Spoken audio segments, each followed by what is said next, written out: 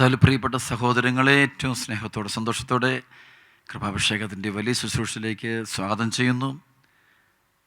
ഈ ദൈവവചനം കേട്ട് നമുക്ക് പ്രാർത്ഥിക്കാം. ദൈവവചനം നമുക്ക് നൂറുമേനി ഫലം നൽകുന്ന ശക്തി നൽകുകയാണ്. വലിയ കൃപ തരുന്ന സമയമാണ്. അപ്പോൾ അത് ആ വചനം അത് ലൂക്കാ സുവിശേഷം 8:10 പറയും, വിത്ത് ദൈവവചനമാണ്. അതായത് നമ്മുടെ ഉള്ളിലേക്ക് വിതയ്ക്കപ്പെടേണ്ടത് ദൈവവചനമാണ്. അതാണ് നമ്മൾ ഫലം ചൂടാൻ പോകുന്നത്. ആ വചനം നമ്മുടെ ഹൃദയത്തിൽ എത്രമാത്രം നിറയുന്നു അത്രമാത്രം നമ്മൾ കൃപ കൊണ്ട് നിറയും. ലൂക്കാ 2:19, 2:51. മറിയമാകട്ടെ ഇതെല്ലാം ഹൃദയത്തിൽ സംഗ്രഹിച്ച് ഗാഢമായി ചിന്തിച്ചുകൊണ്ട്, അപ്പോൾ ഇത് നമ്മുടെ ഹൃദയത്തിൽ ദൈവവചനം നമ്മൾ നിറയ്ക്കുക. അതാണ് ഈ നാളുകളിൽ നമുക്ക് ഈ പടപൊരുതാനുള്ള ദുഷ്ടാരൂപികളും തിന്മയുടെ ശക്തികളോട് പടപൊരുതാനുള്ള ഒരേ ഒരു വഴി വേറൊന്നുമല്ല, ദൈവവചനം നമ്മുടെ ഹൃദയം സൂക്ഷിക്കുക. തിന്മയുടെ ശക്തികൾ നമ്മളെ വിട്ടുപോകാൻ, അന്ധകാരം വിട്ടുപോകണമെങ്കിൽ ദൈവവചനം നമ്മുടെ ഹൃദയത്തിൽ നിറച്ചുണ്ടാകണം. എഫേസ്യ ലേഖനത്തിൻ്റെ 6:17, ദൈവവചനമാകുന്ന ആത്മാവിൻ്റെ വാൾ എടുക്കുകയും. ഈ സമയം നമ്മൾ വളരെയധികം ഗൗരവമായിട്ട് ഒരു വലിയൊരു സാക്ഷ്യം, വലിയൊരു അനുഭവം ഞാൻ നിങ്ങളോട് പങ്കുവയ്ക്കാൻ ആഗ്രഹിക്കും. ഈ ദിവസങ്ങളിൽ എൻ്റെ അടുത്ത് വന്നൊരു വലിയ സംഭവം. ഒരു മനുഷ്യന്, ഒരു ചെറുപ്പക്കാരന് ഏകദേശം ഒരു 31-32 വയസ്സ് പ്രായമുള്ളൂ. ഒരുപാട് ബന്ധനത്തിൽ കിടന്ന വ്യക്തി. ബന്ധനം വെച്ച് കഴിഞ്ഞാൽ ആ വ്യക്തിയുടെ ജീവിതത്തിൽ ഒരുപാട് തിന്മ, പാപത്തിൻ്റെ മേഖല വളരെയധികം ആളെ വേട്ടയാടിക്കൊണ്ടിരിക്കുക. പ്രത്യേകിച്ച് ജഡിക പാപം ആൾക്ക് നിയന്ത്രിക്കാൻ പറ്റാത്തതാണ്. ആൾ ആഗ്രഹമുണ്ട്, പക്ഷേ ആൾക്ക് പറ്റുന്നില്ല. ആൾ പ്രാർത്ഥിക്കുന്നു, സംസാരിക്കുന്നു ഒക്കെ ചെയ്യുമ്പോഴും ഒരു സ്പിരിറ്റ് ഭയങ്കരമായിട്ട് ഇദ്ദേഹത്തെ ഇങ്ങനെ ഫോളോ ചെയ്യാം, പൈശാചിക ശക്തി ഫോളോ ചെയ്യണം. അതൊക്കെ ഒരു വിധത്തിൽ അദ്ദേഹത്തിന് കവർ ചെയ്യാൻ പറ്റുന്നില്ല. അപ്പം ആഗ്രഹം നന്നായിട്ടുണ്ട്, പരിശ്രമം, പക്ഷേ തളർന്നു പോവുകയാണ്, മനസ്സ് തളർന്നു പോവുകയാണ്. എന്താണെന്ന് പറഞ്ഞാലും അപ്പം അതുകൊണ്ടാണ് ആൾ ധ്യാനിക്കാനായിട്ട് എൻ്റെ അടുത്ത് ഇവിടെ പ്രാർത്ഥിക്കാൻ വന്നു. അപ്പം എൻ്റെ അടുത്ത് വന്നിട്ട് പ്രാർത്ഥിക്കണം, ഞാനിങ്ങനെ വലിയ വിഷമത്തില്ല. അപ്പോൾ എൻ്റെ കുറേ കാര്യകാരണങ്ങളൊക്കെ പറഞ്ഞു. പക്ഷേ ഞാനതെല്ലാം കേട്ടുവെങ്കിലും പരിശുദ്ധമെന്ന് പറഞ്ഞു വേറൊരു കാര്യം. അപ്പം ഞാൻ ഈ ഒരു നിമിഷം മനുഷ്യൻ്റെ തലയിൽ കൈവച്ച് ഞാൻ അല്പനേരം സ്തുതിച്ച്, കർത്താവേ എന്തെങ്കിലും അങ്ങ് കർത്താവെ അങ്ങ് സംസാരിച്ചാലും ചോദിക്കുമ്പോൾ പെട്ടെന്ന് ഞാൻ കാണുന്നത് ഒരു ഇൻസിഡൻ്റാണ്. അപ്പം ഞാൻ കാണുന്ന ഒരു ഇദ്ദേഹത്തിൻ്റെ വീടുമായി ബന്ധപ്പെട്ട സ്ഥലത്ത് തൊട്ടടുത്തൊരു മൃതശരീരം കിടക്കുന്നതായിട്ട് ഞങ്ങൾ. അപ്പം ഞാൻ ചോദിച്ചു, ഇങ്ങനെ സംഭവം വല്ലതും ഇങ്ങനെ കാണുമോ, കേൾക്കുമോ, എന്തെങ്കിലും സംഭവം എന്തെങ്കിലും ഉണ്ടായിട്ടുണ്ടോ? അപ്പോൾ ഇദ്ദേഹം എന്നോട് പറഞ്ഞു, അച്ഛാ വളരെ ചെറുപ്പത്തിൽ, ഏകദേശം ഇദ്ദേഹം ഒരു 4-5 ക്ലാസ്സുകൾ പഠിക്കുന്ന, ഇപ്പോൾ ഒരു 10 വയസ്സോളം പ്രായമുള്ള സമയത്ത് അവരുടെ കുടുംബത്തിൽ ഒരു പ്രത്യേക തരത്തിലൊരു മരണം ഉണ്ടായി. അപ്പം മരണം ഉണ്ടായപ്പോൾ ഇദ്ദേഹം ഓടിപ്പോയി ഇങ്ങനെ ഈശോ കൃത്യമായിട്ട് ആ സ്ഥലം ഇങ്ങനെ അടയാളപ്പെടുത്തി ഇങ്ങനെ ഈശോ കാണിച്ചത് ഞാൻ പറഞ്ഞു കൊടുത്തപ്പോൾ പറഞ്ഞു, ശരിക്കും വെച്ച സംഭവം ഉണ്ടായത്. അപ്പം എന്നോട് ഈശോ പറഞ്ഞു, അപ്പോൾ ആ നിമിഷം ഈ മനുഷ്യൻ്റെ വലിയ ഭയം കയറി, ഒരു ആന്തരിക മുറിവ് ഈ മനസ്സിലുണ്ടായിട്ടുണ്ട്. ഒരു ഫിയർ, ഒരു വളരെ വലിയ ഫിയർ ഉണ്ട്. കാരണം കുട്ടിയാണല്ലോ, 10 വയസ്സല്ലേ പ്രായമുള്ളൂ. വളരെ ഷോക്കടിച്ച്. അപ്പം ഇദ്ദേഹത്തിൻ്റെ ഒരു ഡിസോറിയൻറ്റഡ് ആണ് ആളുടെ ലൈഫ്. അത് നിയന്ത്രണം, മനസ്സും ശരീരവും തമ്മിലുള്ള കൂട്ടായ്മ, ഐക്യം നഷ്ടപ്പെട്ടു പോയൊരവസ്ഥയാണ്. അപ്പം അതുകൊണ്ട് ശരീരത്തിൻ്റെ വഴിക്ക് പോകുന്നു, മനസ്സിൻ്റെ വഴിക്ക് പോകുന്നു. ഇങ്ങനെ മുറിവേറ്റ ഒരുപാട് ആളുകൾ ഇന്ന് ലോകത്തുണ്ട്. അപ്പം ഞാൻ ഈ മനുഷ്യനായിട്ട് ഞാൻ ഈശോനെ കാണിച്ച ഒരു പരിശുദ്ധാത്മാവിൽ പ്രാർത്ഥിച്ചു. അപ്പം എനിക്കറിയാം ഈശോയുടെ നാമം, ഈശോ മുറിവേറ്റവരെ സുഖപ്പെടുത്തുന്ന കർത്താവാണ്, സൗഖ്യം നൽകുന്ന ദൈവമാണ് നമ്മുടെ ദൈവം. ആ ദൈവത്തിന് അസാധ്യമായിട്ട് യാതൊന്നുമില്ല എന്ന് നമുക്ക് നന്നായിട്ടറിയാം. അപ്പോൾ അത് വെച്ചുകൊണ്ട് ഞാൻ ഈ വ്യക്തിക്ക് വേണ്ടി ഞാൻ കൈകൾ വെച്ച് ഡെലിവറൻസിൻ്റെ ഒരു പ്രയർ ശക്തമായി കൊടുത്തുകൊണ്ടിരിക്കുമ്പോൾ ദൈവത്തിൽ നിന്ന് ആ ഒരു പൈശാചിക ശക്തി ഒരു സംഭവം, അന്നുണ്ടായ ആ സംഭവം പൂർണ്ണമായും ആ വ്യക്തിയെ വിട്ടുപോയി കഴിഞ്ഞത്തേക്ക് പിന്നെ ഈ വ്യക്തിയിൽ ഞാൻ കണ്ടുമുട്ടുന്നത് വലിയൊരു ചേഞ്ചാണ്. ആളിപ്പോൾ ധാരാളം ദൈവവചനം വായിക്കുന്നു, വിശുദ്ധ ജീവിതം നയിക്കാൻ തുടങ്ങുന്നു, ആളുടെ ദുശീലങ്ങൾ വിട്ടുപോകുന്നു, നിയന്ത്രണമായി മനസ്സും ആത്മാവും തമ്മിൽ കൂട്ടായ്മയിലായി. ആൾക്ക് പള്ളിയിൽ പോകുമ്പോഴും പ്രാർത്ഥിക്കുമ്പോഴും കുർബാനയിലൊക്കെ നന്നായിട്ട് പങ്കെടുക്കാൻ പറ്റുന്നു, കുടുംബത്തിൽ പ്രിയപ്പെട്ടവരെല്ലാം നല്ല സ്നേഹിക്കാൻ പറ്റുന്നു, ജീവിതത്തിലൊരു ലക്ഷ്യബോധം തന്നെയുണ്ട്. അച്ഛനിത് പറയാൻ കാരണം, ഈ ചില തിന്മകൾ, ചില പാപങ്ങൾ, ചില അനുഭവങ്ങൾ നമ്മുടെ ജീവിതത്തിൽ മുറിവുകൾ ഉണ്ടാക്കും എന്നുള്ള കാര്യത്തിന് യാതൊരു സംശയമില്ല. അപ്പം ആ മുറിവ് നമ്മുടെ ജീവിതത്തിൽ കടന്നാൽ തന്നെ നമ്മുടെ ജീവിതത്തിൽ അത് എന്നൊരു അസ്വസ്ഥതയായിട്ട്, അതാണ് ശരിക്കും ബന്ധനം എന്ന് പറയുന്ന സംഭവം. മത്തായിയുടെ സുവിശേഷത്തിൻ്റെ 8-ാം അധ്യായം 1 മുതൽ 4 വരെയുള്ള വചനം. യേശു മലയിൽ നിന്ന് ഇറങ്ങി വന്നപ്പോൾ വലിയ ജനക്കൂട്ടം അവനെ അനുഗമിച്ചു. അപ്പോൾ ഒരു കുഷ്ഠരോഗി അടുത്ത് വന്ന് താണു വണങ്ങി പറഞ്ഞ്, കർത്താവേ, അങ്ങയ്ക്ക് മനസ്സുണ്ടെങ്കിൽ എന്നെ ശുദ്ധനാക്കാൻ കഴിയും. യേശു കൈ നീട്ടി അവനെ സ്പർശിച്ചുകൊണ്ട് അരുളി ചെയ്തു, എനിക്ക് മനസ്സുണ്ട്, നിനക്ക് ശുദ്ധി ഉണ്ടാകട്ടെ. തൽക്ഷണം കുഷ്ഠം മാറി അവന് ശുദ്ധി വന്നു. അതായത് ഇങ്ങനെയുള്ള ആന്തരിക മുറിവും ആ ആന്തരിക മുറിവിലൂടെ വരുന്ന അശുദ്ധഭാവങ്ങളും നമ്മെ വിട്ടുപോകണമെന്നുണ്ടെങ്കിൽ കർത്താവിൻ്റെ കൈവെപ്പ് കിട്ടണം. കർത്താവ് നമ്മെ തൊടണം. പരിശുദ്ധാത്മാവ് നമ്മെ സ്പർശിക്കാൻ വേണ്ടി നമ്മൾ നിന്ന് കൊടുക്കണം. അപ്പോഴാണ് ഈ ഡെലിവറൻസ് സംഭവിക്കുന്നത്. അപ്പോൾ ഈശോ തൊടുന്നൊരു പരിശുദ്ധാത്മാവിൻ്റെ വചനം തൊടുന്ന അനുഭവം. അപ്പോൾ ആ വ്യക്തിയിൽ അന്ധകാരം വിട്ടുപോയിട്ട് അവൾ വളരെ കൃപയിലേക്ക് വരികയാണ്. ആ പൈശാചിക പീഡകൾ, പാപത്തിൻ്റെ സ്വാധീനങ്ങൾ പൂർണ്ണമായിട്ട് ആ വ്യക്തിയെ വിട്ടുപോയി ആൾ ഈശോയിലേക്ക് തീർച്ചയായിട്ടും ഞാൻ ഓർക്കുക ഒത്തിരി സന്തോഷം എനിക്കിപ്പോൾ. അത് ആളെ ഓർത്തുമ്പോൾ എനിക്ക് ഒത്തിരിയേറെ ദൈവത്തിന് നന്ദി പറയും. കാരണം ആ ഒരു ബന്ധനം ഈശോ എനിക്ക് ഒറ്റ സെക്കൻഡ് കൊണ്ട് ഈശോ എനിക്കിത് ഞാൻ കാണിച്ചത്. അപ്പം ശരിക്കും നമ്മുടെയൊക്കെ ജീവിതത്തിലെ യഥാർത്ഥത്തിലുള്ള ബന്ധനത്തിൻ്റെ കാരണങ്ങൾ ചിലപ്പോൾ ഏതെങ്കിലും ഒരു കാരണമായിരിക്കും, ഒരു സംഭവമായിരിക്കും. അപ്പോൾ അത് കണ്ടുപിടിക്കുക, അതാണ് പരിശുദ്ധാത്മ ഉണ്ടെങ്കിൽ കണ്ടുപിടിക്കുക. അപ്പോൾ കണ്ടുപിടിച്ചുമ്പോൾ ഒരുപാട് വ്യാജ ദർശനങ്ങളും വ്യാജ കാര്യങ്ങളും പറഞ്ഞ് ആളുകളെ ഭയപ്പെടുത്തുന്ന ഒത്തിരി ആളുകളുണ്ട്. അപ്പം അതല്ല അതിനകത്ത് വേണ്ടത്. അതുകൊണ്ട് ഒരു കാര്യം അത് വലിയ അപകടമാണ്. വിശ്വാസത്തിൻ്റെ മേഖല തന്നെ നശിപ്പിച്ച് കളയുന്ന കാര്യം. നേരെ മറിച്ച് പ്രാർത്ഥിച്ചുകൊണ്ടിരിക്കണം, ദൈവമേ എനിക്കിത് അങ്ങയുടെ ആത്മാവ് ഞാൻ കാണിച്ചു തരണമേ, കർത്താവെ കാണിച്ചു തരണമേ. അപ്പോൾ ആ ദൈവത്തിന് ചിലപ്പോൾ നമ്മൾ തന്നെ പ്രാർത്ഥിച്ചുകൊണ്ട് ചിലപ്പോൾ ചിലപ്പോൾ ദൈവീയ ദർശനത്തിലൂടെയോ സ്വപ്നങ്ങളിലൂടെയോ മറ്ററിവിലൂടെയോ ഏതെങ്കിലും ഒരു വഴിയിലൂടെ ദൈവം നമുക്ക് നമ്മുടെ യഥാർത്ഥ പ്രശ്നം നമുക്ക് കാണിച്ചു തരികയും നമ്മെ സുഖപ്പെടുത്തുകയും ചെയ്യും. അതുകൊണ്ട് പ്രിയപ്പെട്ട സഹോദരങ്ങളെ, ദൈവം സുഖപ്പെടുത്താൻ ആഗ്രഹിക്കും. ഇപ്പം കുഷ്ഠരോഗിയുടെ അടുക്കിലൂടെ ഈശോ പോകുന്നു. അപ്പോൾ കുഷ്ഠരോഗിയുടെ അടുത്തോട് പോകുമ്പോൾ അവൻ കർത്താവിനെ വിളിച്ചു, കർത്താവെ അങ്ങേക്ക് മനസ്സുണ്ടെങ്കിൽ എന്നെ ശുദ്ധനാക്കാൻ പറ്റും. മർക്കോസ് സുവിശേഷത്തിൽ ഇത് പറയുന്നുണ്ട്. മർക്കോസ് 1-ാം അധ്യായത്തിൻ്റെ 40 മുതൽ 45 വരെ. ഒരു കുഷ്ഠരോഗി അവൻ്റെ അടുത്തെത്തി മുട്ടുകുത്തി അപേക്ഷിച്ചു, അങ്ങേക്ക് മനസ്സുണ്ടെങ്കിൽ എന്നെ ശുദ്ധനാക്കാൻ കഴിയും. അവൻ കരുണ തോന്നി കൈ നീട്ടി അവനെ സ്പർശിച്ചുകൊണ്ട് പറഞ്ഞു, എനിക്ക് മനസ്സുണ്ട്, നിനക്ക് ശുദ്ധി ഉണ്ടാകട്ടെ. തൽക്ഷണം കുഷ്ഠം മാറി അവന് ശുദ്ധി ഉണ്ടായി. അപ്പോൾ ഈശോ തൊടണം, ഈശോയുടെ സ്പർശനം. നമ്മുടെ ജീവിതത്തിൽ വേണ്ട ദൈവത്തിൻ്റെ ആത്മാവിൻ്റെ സ്പർശനം ഉണ്ടാകണം.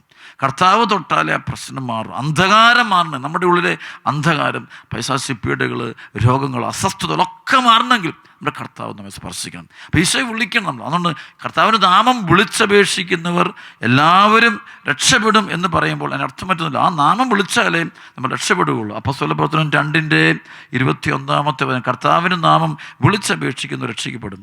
മർക്കോസ് സുവിശേഷത്തിൻ്റെ 1-ാം അധ്യായത്തിൽ 29 മുതൽ 34 വരെയുള്ള വചനത്തിൽ യേശു സിനഗോഗിൽ നിന്ന് ഇറങ്ങി യാക്കോബിനോടും യോഹന്നാനോടും കൂടെ ശിമയോൻ്റെയും അന്ത്രയോസിൻ്റെയും ഭവനത്തിലെത്തി. ശിമയോൻ്റെ അമ്മായിമ്മ പനി പിടിച്ച് കിടപ്പിലായിരുന്നു. അവളുടെ കാര്യം അവർ അവനോട് പറഞ്ഞു. അവൻ അടുത്ത് ചെന്ന് അവളെ കൈക്ക് പിടിച്ച് എടുക്കണം. ഈശോ കൈക്ക് പിടിച്ച്, ഈശോയുടെ കൈകൾ അത് ഇവിടെ എല്ലാം കാണാം. ഈശോ കൈകൊണ്ട് തൊടുന്നു, അവൻ്റെ ആണിപ്പഴുത്, അതൊക്കെ വലിയ അർത്ഥമുണ്ട്. അപ്പോൾ ഈശോയുടെ കൈകൾ അവളെ കൈക്ക് പിടിച്ച് ഈശോ ശരിക്കും നമ്മൾ മനുഷ്യരെ എഴുന്നേൽപ്പിക്കുന്ന പലരും നമ്മൾ മറ്റു പലരും മാനസാന്തരപ്പെടുത്താൻ നോക്കുന്നു, അല്ലെങ്കിൽ നമ്മൾ അവനെ നടക്കില്ല. ദൈവം കൈക്ക് പിടിച്ച് എഴുന്നേൽപ്പിക്കണം. ഈശോ നമ്മെ കൈക്ക് പിടിച്ച് എഴുന്നേൽപ്പിക്കണം. അതാണ് നമ്മുടെ ദൈവം. കാരണം നമ്മൾ ഈശോ സ്വന്തമാണ്. നമ്മൾ കൈക്ക് പിടിച്ച് എഴുന്നേൽപ്പിക്കേണ്ടത് സ്വന്തമാണ്. നാം ദൈവത്തിൻ്റെ മക്കളായതുകൊണ്ടാണ്. 1 യോഹന്നാൻ 3:1 പറയുന്ന പോലെ നാം ദൈവത്തിൻ്റെ മക്കളാണ്. അങ്ങനെയാണ് താൻ. അപ്പം ദൈവ മക്കളായതുകൊണ്ടാണ് നമ്മെ അങ്ങനെ കൈക്ക് പിടിച്ച് എഴുന്നേൽപ്പിക്കുന്നത്. നമ്മുടെ മുറിവൊക്കെ ഉണക്കം, നമ്മുടെ വിഷമൊക്കെ മാറ്റി, നമ്മുടെ ബന്ധനം അഴിച്ചു കൊടുത്ത് അതിനൊറ്റ കാരണം അതാണ്. പക്ഷെ കൈക്ക് പിടിച്ച് ഉയർപ്പിക്കുകയാണ്. അപ്പോൾ അവിടെ കൈക്ക് പിടിച്ച് എഴുന്നേൽപ്പിച്ചു. പനി അവളെ വിട്ടുമാറി. അവരെ ശുശ്രൂഷിച്ചു. അന്ന് വൈകുന്നേരം കൊണ്ട് എഴുന്നേറ്റ് ശുശ്രൂഷിക്കൊണ്ട് ദൈവം നമ്മെ കൈപിടിച്ച് ഉയർത്തുമ്പോൾ നമുക്ക് ദൈവരാജ്യത്തിൻ്റെ ശുശ്രൂഷകൾ ചെയ്യാൻ പറ്റുക. വീടിനെ ശുശ്രൂഷിക്കാൻ പറ്റും, മാതാപിതാക്കളെ ശുശ്രൂഷിക്കാൻ പറ്റും, കുടുംബത്തെ സഭയെ ഈ ശുശ്രൂഷിക്കാൻ പറ്റുന്നതിന് ദൈവം ഉയർത്തണം. ഇന്ന് പലരും തളർന്ന് മുറിവേറ്റ് കിടക്കുകയാണ്. മുറിവേറ്റ് പനി ബാധിച്ച് കിടക്കുക. പനി വെച്ചാൽ മനുഷ്യൻ കിടന്നു പോകുന്നൊരു രോഗമാണ്. മനുഷ്യനെ മണിക്കൂർ അവന് കിടന്നു പോകുന്നു, എഴുന്നേക്കാൻ മേലാത്ത അവസ്ഥ, അവൻ ബന്ധനത്തിൽ ഇത് ശരിക്കും മനുഷ്യന് വേണ്ടത് രോഗശാന്തിയേക്കാളും വേണ്ടത് ഡെലിവറൻസോ, ബന്ധനം അഴിയണം. ബന്ധനം അഴിയാതെ എന്ത് കാണിച്ചിട്ടും കാര്യമൊന്നുമില്ല. കാരണം ബന്ധനം അഴിഞ്ഞാൽ യഥാർത്ഥത്തിൽ ദൈവരാജ്യത്തിൻ്റെ ശുശ്രൂഷകൾ നമ്മുടെ ഉത്തരവാദിത്തം ഭൂമിയിൽ ദൈവം നമ്മെ ഏൽപ്പിച്ച് ശുശ്രൂഷ ചെയ്യുമ്പോൾ അപ്പോൾ അതിനാണ് ഈശോയുടെ അടുക്കിലേക്ക് വരും. ഈശോ അനുഭവിക്കാനുള്ള വഴികളുണ്ട്. ഈശോ അനുഭവിക്കാനുള്ള ഏറ്റവും വലിയ വഴികളൊന്ന് തിരുസഭയാണ്. തിരുസഭയിൽ ക്രിസ്തുവിൻ്റെ ഉത്ഥിതനായ ഈശോയുടെ സാന്നിധ്യമുണ്ട്. പരിശുദ്ധ ബലിയിൽ ഈശോയുടെ തിരുസാന്നിധ്യം നിറഞ്ഞു നിൽക്കുകയാണ്. ദേവാലയം മുഴുവൻ ദൈവ സാന്നിധ്യം. എന്തുകൊണ്ടാണ് ദേവാലയത്തിലുള്ള ദൈവ സാന്നിധ്യം അനുഭവിക്കാൻ പറ്റുന്നത്? നമ്മുടെ ബുദ്ധിയിൽ അന്ധകാരമുണ്ടെങ്കിൽ നമുക്ക് ദേവാലയത്തിലുള്ള ദൈവ സാന്നിധ്യം അനുഭവിക്കാം. അഹങ്കാരം, അസൂയ, ബുദ്ധിയിലുള്ള അന്ധകാരം ഇതുണ്ടെങ്കിൽ ദൈവ സാന്നിധ്യം, ദേവാലയത്തിലുള്ള ദൈവ സാന്നിധ്യം നമുക്ക് അനുഭവിക്കാനാവില്ല. അപ്പം അത് മാറണം നമ്മുടെ ഉള്ളിൽ. എന്നിട്ട് നമ്മൾ പ്രാർത്ഥിക്കാം. അപ്പോൾ ദൈവ സാന്നിധ്യം അനുഭവിക്കാം. നമുക്കറിയാം സക്രിയ എന്ന് പറയുന്ന പുതിയ നിയമത്തിലെ യോഹന്നാൻ്റെ പിതാവെന്ന് പറഞ്ഞ സക്കറിയായും, നമുക്കറിയാം സക്കറിയായും അതുപോലെ എലിസബത്തും, ഇവർ രണ്ടുപേരെ കുറിച്ച് ബൈബിളിൽ പറയുന്ന വചനം നമുക്കറിയാവുന്ന കാര്യമാണ്. അപ്പോൾ സക്കറിയ ദേവാലയത്തിൽ ശുശ്രൂഷ ചെയ്തുകൊണ്ടിരിക്കുമ്പോൾ, വിശുദ്ധമായ തൻ്റെ കർമ്മ ശുശ്രൂഷകൾ ചെയ്തുകൊണ്ടിരിക്കുമ്പോൾ കർത്താവിൻ്റെ ആത്മാവ് അല്ലെങ്കിൽ ദൈവദൂതൻ ബലിപീഠത്തിൻ്റെ വലതുവശത്ത് നിൽക്കുന്നതായിട്ട് അവൻ കാണുകയാണ്. എന്നിട്ട് ദൈവം അവനോട് സംസാരിക്കുന്ന വലിയ അനുഭവം ഉണ്ടാകുന്നു. അതായത് ലൂക്കാ സുവിശേഷം 1-ാം അധ്യായത്തിൻ്റെ 8 മുതൽ 13 വരെയുള്ള വചനം. തൻ്റെ ഗണത്തിന് നിശ്ചയിക്കപ്പെട്ടിരുന്ന ക്രമമനുസരിച്ച് ദൈവസന്നിധിയിൽ ശുശ്രൂഷ നടത്തി വരവേ പൗരോഹിത്യ വിധിപ്രകാരം കർത്താവിൻ്റെ ആലയത്തിൽ പ്രവേശിച്ച് ധൂപം സമർപ്പിക്കുവാൻ സക്കറിയായ്ക്ക് കുറി വീണു. ധൂപാർപ്പണ സമയത്ത് സമൂഹം മുഴുവൻ വെളിയിൽ പ്രാർത്ഥിച്ചു കൊണ്ടിരുന്നു.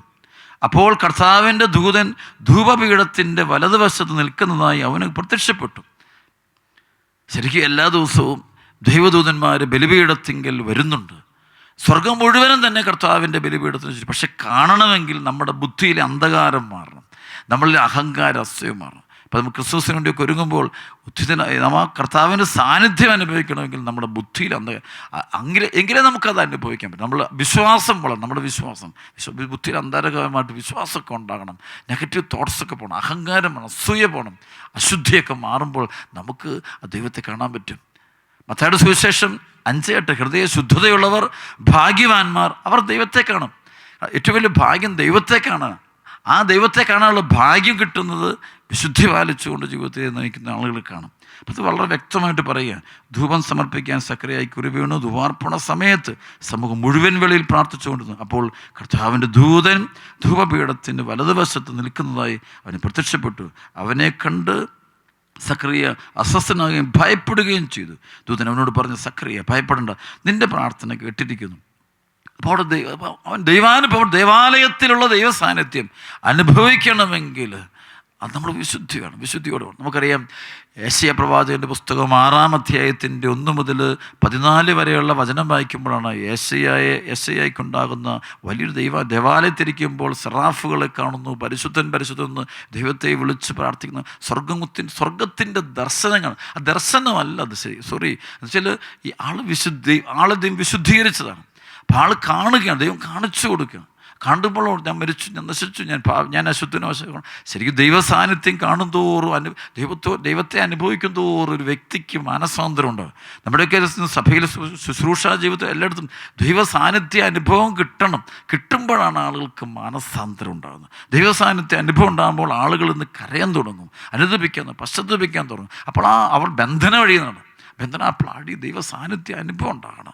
അപ്പോൾ അനുഭവം ഉണ്ടാകണമെങ്കിൽ നമ്മൾ വീണ്ടും അനുദപിക്കണം, നമ്മൾ വിശുദ്ധ ജീവിതത്തിലേക്ക് വരണം. അപ്പോൾ കർത്താവ് ബാക്കിച്ചതും അവനെ വിശുദ്ധീകരിച്ചു, സ്വന്തമാക്കുന്നു. ഇത് പറഞ്ഞു വന്നത് ദൈവവചനത്തിൻ്റെ ശക്തി നമ്മിലേക്ക് ധാരാളമായിട്ട് ഒഴുകട്ടെ. ഈശോയുടെ സാന്നിധ്യം നമ്മളിലേക്ക് ഒഴുകട്ടെ. പൈശാചിക പീഡകൾ ബന്ധനമൊക്കെ വിട്ടുപോകട്ടെ. അപ്പോൾ ഇപ്പോൾ ഞാൻ പറഞ്ഞു ഈശോ തൊടും. അതുപോലെ തന്നെ ദൈവവചനം വായിക്കുമ്പോൾ കർത്താവിൻ്റെ സാന്നിധ്യം ഉണ്ടാകും. ഉദ്ധിതനായി ദൈവവചനം ഇരുന്ന് വായിക്കുക, എപ്പോഴും വായിച്ചുകൊണ്ടിരിക്കുക. ശബ്ദമുയർ വീട്ടിലൊക്കെ ഇരുന്ന് ദൈവവചനം, കർത്താവിൻ്റെ വചനം വായിച്ച് പ്രാർത്ഥിച്ചുകൊണ്ടിരിക്കുക. അപ്പോൾ ദൈവ സാന്നിധ്യം അവിടെ കടന്നു വരും. അത് ബൈബിളിൽ അപ്പസ്തോല പ്രവർത്തനത്തിൽ 7-ാം അധ്യായത്തിൻ്റെ 26 മുതൽ 40 വരെയുള്ള വചനം വായിക്കുമ്പോൾ ഫിലിപ്പോസും എത്യോപ്യക്കാരെന്ന് പറയുന്നുണ്ട്. എത്യോപ്യക്കാരനായ ഒരുവനെ കുറിച്ച് നമ്മൾ പറയുന്നുണ്ട്. അത് കർത്താവിൻ്റെ ഒരു ദൂതൻ ഫിലിപ്പോസിനോട് പറഞ്ഞു, എഴുന്നേറ്റ് തെക്കോട്ട് നടന്ന് ജെറുസലേമിൽ നിന്ന് ഗാസയിലേക്കുള്ള പാതയിലെത്തുക. അതൊരു വിജനമായ പാതയായിരുന്നു. അവൻ എഴുന്നേറ്റ് യാത്ര തിരിച്ചു.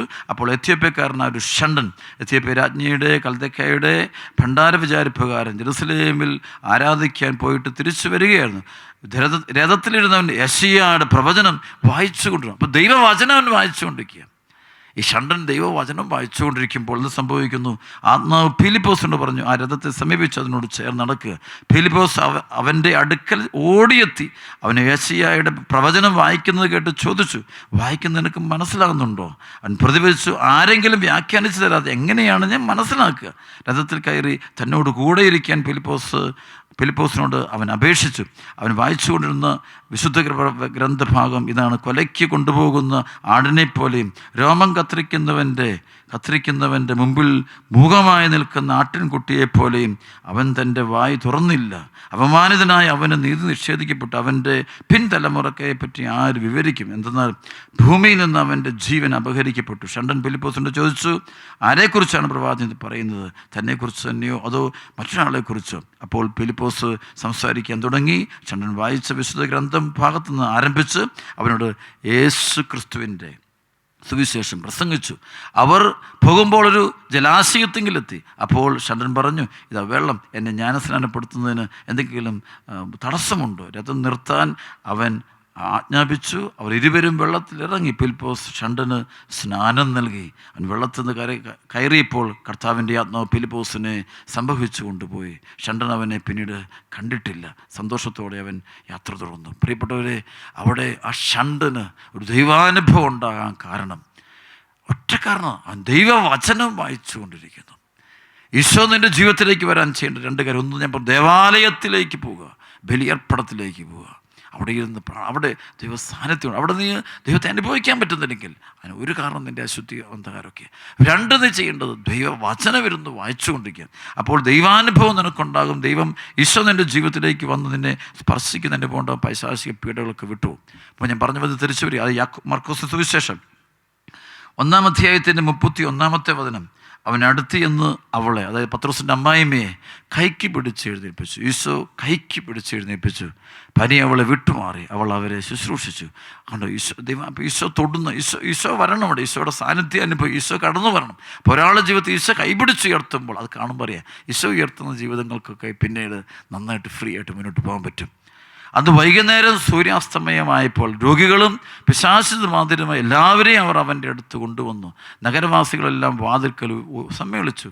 വിവിധ രോഗങ്ങൾ ബാധിച്ചിരുന്ന വളരെ പേരെ അവൻ സുഖപ്പെടുത്തി. അനേകം പിശാചുക്കളെ പുറത്താക്കി. പിശാചുക്കൾ തന്നെ അറിഞ്ഞിരുന്നത് കൊണ്ട് സംസാരിക്കാൻ അവരെ അവൻ അനുവദിച്ചു.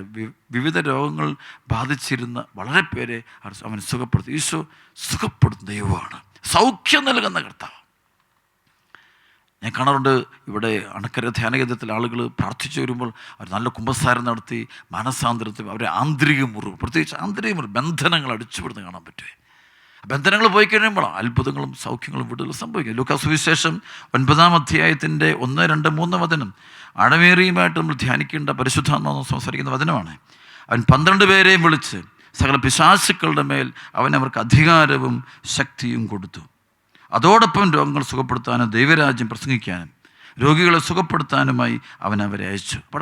അത് അവിടെ പറയുന്നുണ്ട്, അവൻ 12 പേരെയും വിളിച്ച് സകല പിശാചുക്കളുടെ മേൽ അവൻ അധികാരം കൊടുത്തു. ഒപ്പം രോഗങ്ങൾ സുഖപ്പെടും. കാരണം പൈശാചിക ശക്തികൾ വിട്ടുപോകുമ്പോഴാണ് ശരിക്കും രോഗശാന്തി ഉണ്ടാകുന്നത്. യെശയ്യാ 55-ന്റെ 6-ാമത്തെ വചനം: കർത്താവിനെ കണ്ടെത്താൻ കഴിയുന്ന ഇപ്പോൾ തന്നെ അവിടുത്തെ അന്വേഷിക്കും, അവിടുന്ന് അരികെയുള്ളപ്പോൾ അവിടുത്തെ വിളിക്കുവിൻ. ദുഷ്ടൻ തൻ്റെ മാർഗവും അധർമ്മി തൻ്റെ ചിന്താഗതികളും ഉപേക്ഷിക്കട്ടെ. അവിടുത്തെ കരുണ ലഭിക്കേണ്ടവൻ കർത്താവിനോട് വിളിക്കും. കർത്താവ് കരുണ കാണിക്കും. കർത്താവിൻ്റെ അടുത്തേക്ക് തിരികെയാണ്. പ്രിയപ്പെട്ടവരെ, ലോകം മുഴുവനും കർത്താവിലേക്ക് തിരിയണം. ഈശോ എന്തിനാണ് ഈശോ മുറിവേറ്റത്? നമ്മെ സുഖപ്പെടുത്താൻ വേണ്ടി. യെശയ്യായുടെ പുസ്തകത്തിൽ വായിക്കുന്ന പോലെ 53-ന്റെ 9-ാമത്തെ വചനം പറയും, അവന് ശതമേൽക്കണമെന്നത് കർത്താവിൻ്റെ ഹിതമാണ്. കാരണം അവൻ്റെ മുറിവിലൂടെയാണ് അവൻ നമ്മെ സുഖപ്പെടുത്തും. നമ്മുടെ ബന്ധനങ്ങളും പാപങ്ങളും അശുദ്ധിയും വെറുപ്പും എല്ലാം എടുത്തുകളും. അപ്പോൾ നമ്മൾ ഒരു ഈശോ സ്നേഹിക്കുന്നുണ്ട്. പ്രിയപ്പെട്ടവരെ, നമുക്ക് ആ ഈശോയിലേക്ക് തിരിയാം. നമ്മുടെ മനസ്സും ശരീരവും ഹൃദയവും ചിന്തകളും വിചാരങ്ങളും എല്ലാം നമുക്ക് ഈശോയിലേക്ക് തിരിച്ചു വെക്കാം. അപ്പോൾ ഈശോ നമ്മെ സുഖപ്പെടും. നമ്മുടെ ബന്ധനമൊക്കെ പൊട്ടിച്ചെറിയും. അപ്പോൾ നമുക്ക് പൈശാശക്തികളൊക്കെ വിട്ടുപോക്കോളും ഈശോ. അപ്പോൾ ഇവിടെ അതാണ് വേണ്ടത്. പത്രോസിൻ്റെ അമ്മായിമ്മയെ ഈശോ കൈക്ക് പിടിച്ച് എഴുന്നേൽപ്പിച്ച പോലെ കർത്താവെ എന്നെ ഇന്ന് കൈക്ക് പിടിച്ച്. ഈ വചനം കേട്ടുകൊണ്ടിരിക്കുമ്പോൾ ഇന്നത്തെ സമയത്ത് പല ജീവിതത്തിൽ ശാരീരികമായിട്ടും മാനസികമായിട്ടും പലതരത്തിൽ തളർന്നു കിടക്കുന്ന ജീവിതങ്ങൾ ഉണ്ടാകും. കർത്താവെ ഞാൻ കൈപിടിച്ച് ഉയർത്തണേ എന്ന് നമുക്കിപ്പോൾ പ്രാർത്ഥിക്കാം. ഈ സമയത്ത് ഈശോ നേരിട്ട് നിങ്ങളുടെ ജീവിതത്തിലേക്ക് വരട്ടെ. അത്ഭുതങ്ങളും അടയാളങ്ങളും സൗഖ്യങ്ങളും കർത്താവ് തരട്ടെ. പരിശുദ്ധാത്മാവിന് അതിശക്തമായ പ്രവർത്തനം സംഭവിക്കട്ടെ. പ്രാർത്ഥനാപൂർവ്വം നമുക്ക് കാര്യങ്ങൾ കൂപ്പിപ്പിടിച്ചുകൊണ്ട് ഈ ആരാധനയിലേക്ക് കടന്നു വരാം.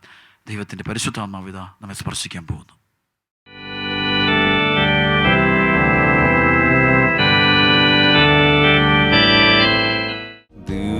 കാരുണ്യത്തിൽ യേശുവും ഞാനും പൂർണ്ണമായൊന്നാകുന്നു. ആഴിയിൽ വീഴും ഒരു തുള്ളി വെള്ളം അലിഞ്ഞലിഞ്ഞൊന്നാകും പോലെ ദിവ്യകാരുണ്യത്തിൽ യേശുവും ഞാനും പൂർണ്ണമായൊന്നാകുന്നു. ആഴിയിൽ വീഴും ഒരു തുള്ളി വെള്ളം അലിഞ്ഞലിഞ്ഞൊന്നാകും പോലെ. സ്തുതിക്കട്ടെ. ആരാധന, ആരാധന, ആരാധന. ഈശോയെ, ഞാൻ അങ്ങയെ സ്നേഹിക്കുന്നു. ഈശോയെ, എൻ്റെ ഹൃദയവും മനസ്സും ആത്മാവും ശരീരവും എൻ്റെ കുടുംബം, എൻ്റെ ജീവിതം, എനിക്കുള്ളത് മുഴുവൻ ഈശോ നിനക്ക് തരുന്നു. ഓരോ വ്യക്തിയും ജീവിതം മുഴുവൻ സമ്പൂർണ്ണമായിട്ട് ഈശോയുടെ കരങ്ങളിൽ സമർപ്പിക്കുക. വേദനയും ദുഃഖം എല്ലാം ഈശോ കൊടുത്ത് ഈ സമയത്ത് പരിശുദ്ധ കുർബാനയ്ക്ക് ഈശോ നിന്റെ അടുക്കലേക്ക് വരുന്നു, നിന്നെ സ്നേഹിക്കുന്നു.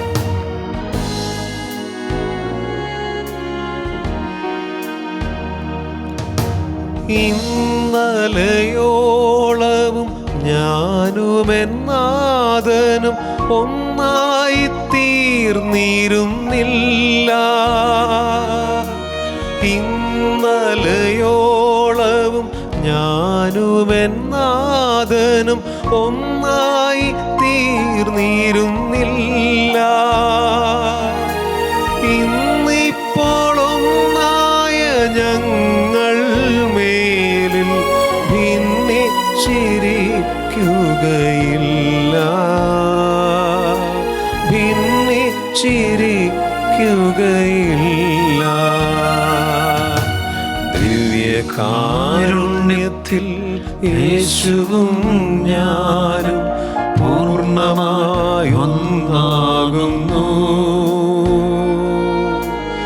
ആഴിയിൽ വീഴും ഒരു തുള്ളി വെള്ളം അലിഞ്ഞലിഞ്ഞൊന്നാകും പോലെ ദിവ്യകാരുണ്യത്തിൽ യേശുവും ഞാനും പൂർണ്ണമായൊന്നാകുന്നു. ആഴിയിൽ വീഴും ഒരു തുള്ളി വെള്ളം അലിഞ്ഞലിഞ്ഞൊന്നാകും പോലെ. ദിവ്യകാരുണ്യത്തിൽ യേശുവും ഞാനും പൂർണ്ണമായൊന്നാകുന്നു. ഹൃദയവും മനസ്സും ഒരു തുള്ളി വെള്ളം